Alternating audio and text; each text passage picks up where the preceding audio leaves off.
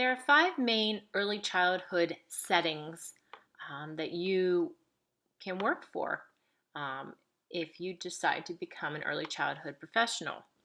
And the amount of education that you have will definitely influence where you begin your career and advance through your career in early childhood education. Let's start with our first um, environment or setting, and that is the public school or the private school or a charter school.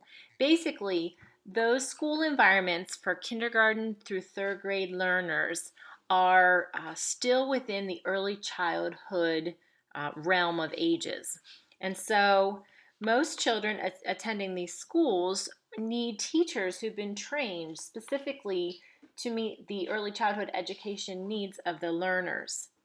Um, these are considered primary schools, and if you continue to become interested in this age of learner, you will need to have a 4-year degree in education. And typically, a lot of these professionals go on to have a master's degree. But this is where children go for the heart of their education. It's the foundational years of those education. The next early childhood setting we see is Head Start and also Early Head Start. And Head Start is a federally funded national program that promotes school readiness by looking at the social development and the cognitive development of kiddos that are 3, 4, and 5 years old. To be eligible for Head Start, you have to meet an income requirement, and many times these programs are done 3 or 4 times a week in a Head Start center. The teachers and professionals that work there are trained specifically in the practices of Head Start as developed by NACCE, but they also embody the profession of early childhood education, and all of those things you'll be learning in your coursework here at HAC. Head Start is very diverse because many of the children that attend Head Start are diverse in their language and their culture, and most of the children that are there do very well because teachers are trained to meet those needs of the diverse population. About 12% of the enrollment is also children that are disabled in some way. And so again, this training to become a Head Start teacher is vital to their success. Early Head Start was founded in 1995, and basically they found that sometimes ages 3 and 4 is too late to give kiddos a head start. And so we have services from Early Head Start that work with low-income pregnant mothers and also infants and toddlers. And this is a home-based program where they're not in a center, but they're working with these families to get them the medical care, to get them anything that we can do for them prior to coming to one of the Head Start centers at age 3. So that is another niche of our early childhood setting.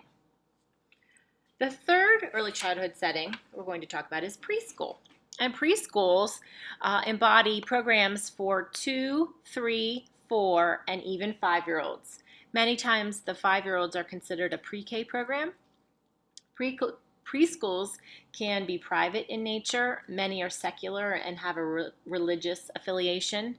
But there's also preschool programs within daycares, and also many public schools are opening their doors to public preschools. And these are sometimes done with a high school course and a high school teacher, or they're run sometimes as a kindergarten or pre-kindergarten program. Some preschools are also organized by parent cooperatives, which are run and staffed by groups of parents. And so these preschools, are that philosophy that it takes a village to raise a child, and they pool their resources together and have their own preschools. Also, lab schools run by colleges and universities serve children of students and faculty, and they're also models for people in the teacher education programs at those schools. Preschools also are sometimes called nursery schools or pre-K, and basically there are so many diverse programs out there. We always tell parents that you need to find the preschool program that best meets your child's needs and your financial needs. They're primarily funded by parent tuition and serve middle and upper class families, but there's also preschool programs within public pre-K and Headstart programs for those populations that couldn't afford the tuition. Our fourth early childhood setting is home-based care centers, and these are child care centers that are for birth to school-aged children, and their care is provided in the caregiver's home. Usually it is an individual that would go to home care or a very small group, because our state does regulate the amount of children that can be in a home care setting.